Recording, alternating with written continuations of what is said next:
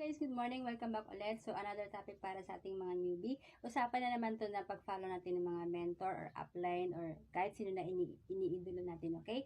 Pagka babae ka, mag-follow ka rin ng babae ng mga may resulta na dito sa network marketing. And then, pag lalaki ka naman, mag-follow ka din ng may resulta na rin dito sa network marketing. Bakit? Para mas na-connect tayo, mas madali tayo makarelate.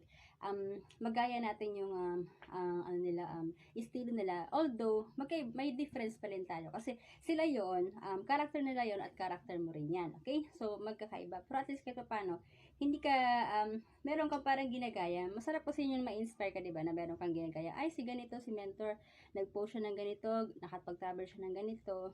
So, yun din, meron kang ka-follow, okay? Para mas makarelate ka ng ganun. Although, lahat ng mga nandito sa network marketing, lahat na nagkaroon ng result, iba-iba yung experience nila. Pero at least makakarelate tayo pag kapwa natin babae or kapwa natin lalaki, follow din natin. Okay? So, good luck.